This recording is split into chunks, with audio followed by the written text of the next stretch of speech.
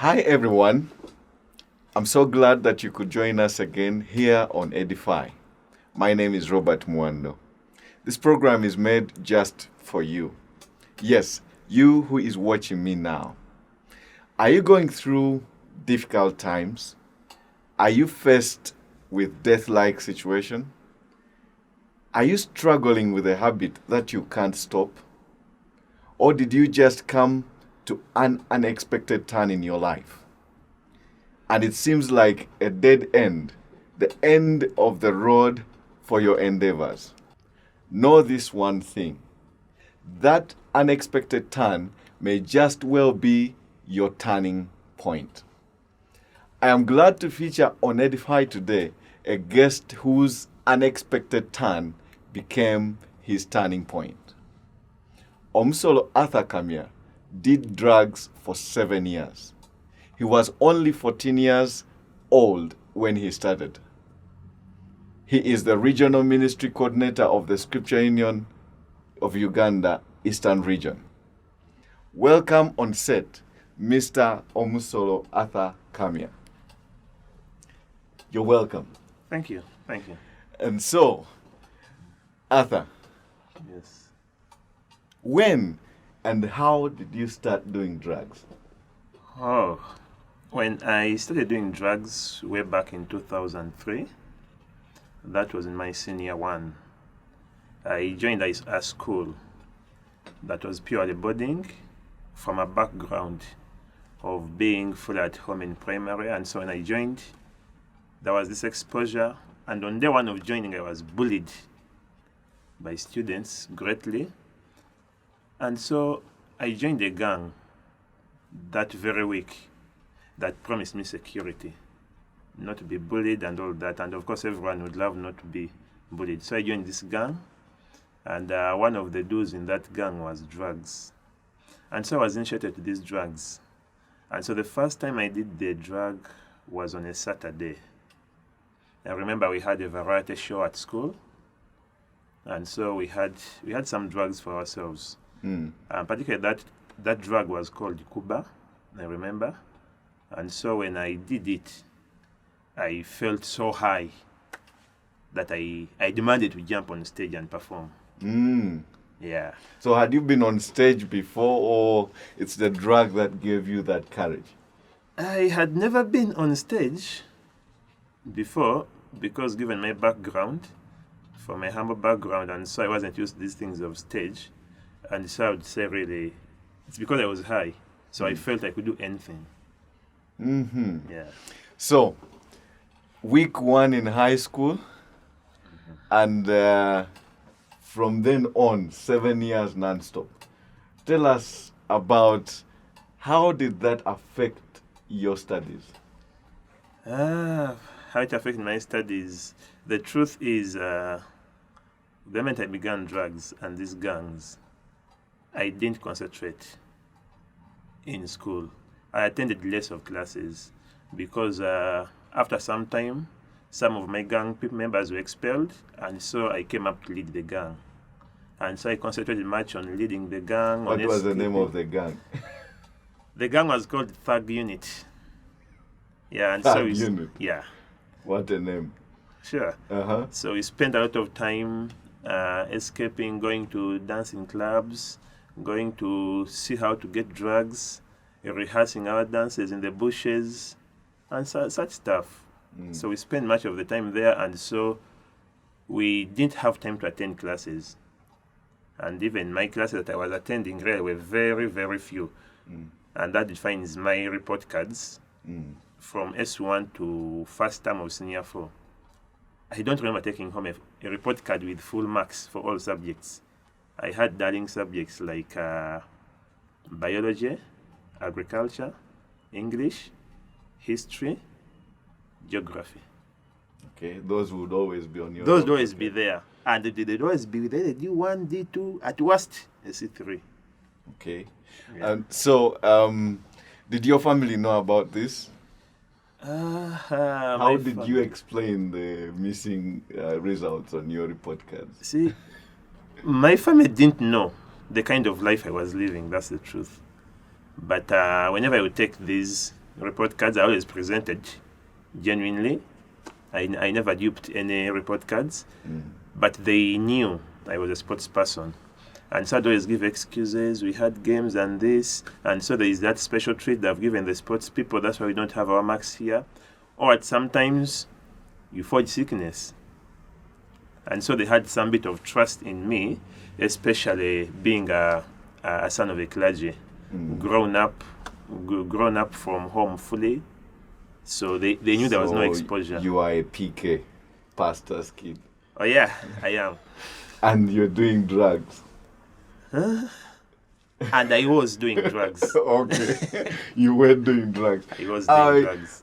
I heard you one time referring to yourself as Black Jesus. How does that name come about? Oh yes. The gang I was leading, it was a gang of 13 people. I was the 13th. Yes. And so the other 12 were under me. So being a son of a clergyman and really from that Christian background, my colleagues felt I don't belong there. But since I was already there, I needed a nickname. And so I was their savior to some extent. So I got the name Black Jesus. And they were my disciples. They were the 12 disciples. What a name. Yeah. So tell us about the turning point. Okay. It was in 2006. Yeah. There were some missionaries from Makerere University who came, and we had a 3 days conference in school. And so on day one, I saw the calling people to get saved, people coming, and they prayed for, and some of them were falling. So day two, I said, these people should be weak. So I somehow trusted my drugs. I remember I was even high that day. So they made an altar call, and we stayed behind with my gang, my disciples. And so I stood up to go in front to see if they pray for me, I will fall. Now all those were standing to get saved sat down because they were shocked to see Black Jesus going to get saved, because I was one of the biggest names in the entire school. So I went, he prayed for me, I made sure I gave it a very strong posture of standing, so that even if you push, I am firm on the ground, because I knew I can't get embarrassed by falling down. And so I stood, they prayed for me, he took me through the confession, yes, but when I asked him, so is that all? He said yes. He attached me to the spiritual leaders in the school to disciple me. And yeah, that's how salvation began.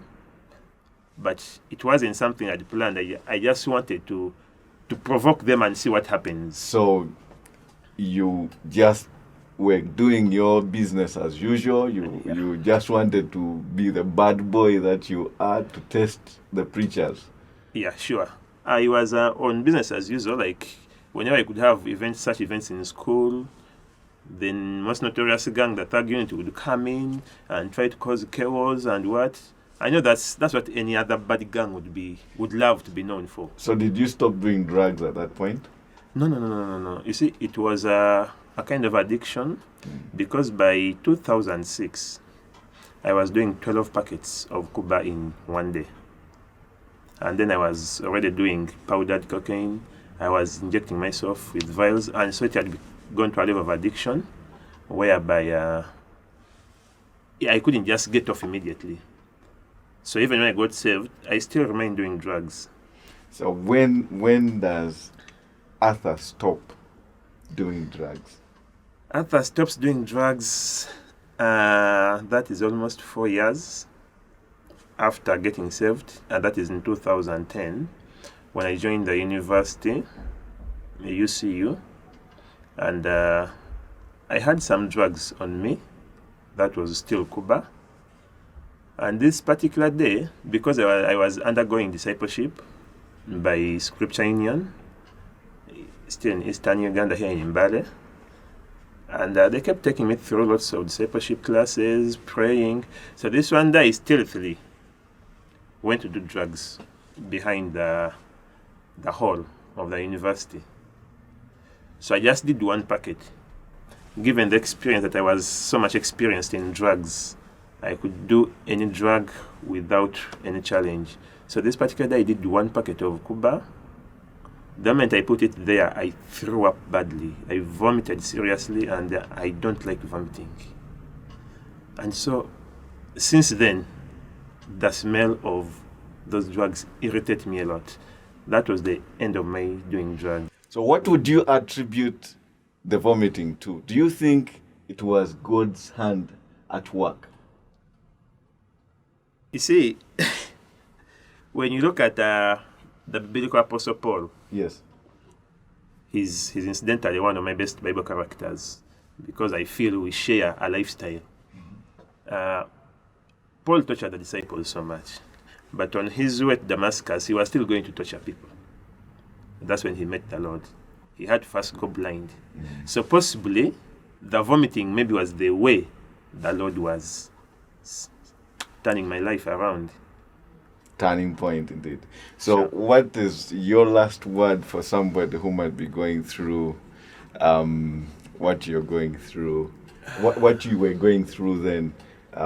Just look into the camera, speak to somebody who might be going through such an experience as you had. What is one piece of advice you would give them?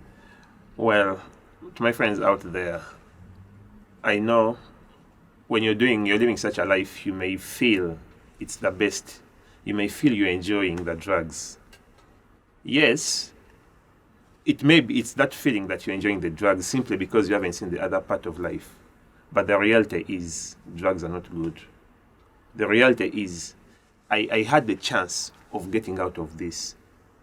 But you may think, let me also push it like Arthur. To some point, then I'll get out. But you may not get the chance of jumping out. And so my prayer and my request to you is just get off. I know it's a hard thing, but start slowly, get off slowly, and eventually you'll be off these drugs. Otherwise, they'll harm your life. Because most of these drugs, when you're taking them, when you read on them carefully, you'll find they're harmful to your health, they cause cancer, but we still ignorantly take them. And so let's get back to our lives. Let's value our lives and do the right thing. All guys out there, you've heard from Arthur's story. You might be going through a similar situation, a tough time, a habit you can't break from. One thing that I hear clearly from Arthur's story is that, one, he came to know Christ. Even though it was jokingly, he was also placed under a discipleship team through the Scripture Union. And I believe that discipleship work that happened in his life must have marked part of his turning point. And so, if you're going through a similar situation, struggling with a habit, I want to let you know that God has a plan for you, a turning point, a place where you come to and you are able to change your life around. Put your trust in Him, and He will not let you down. God bless you.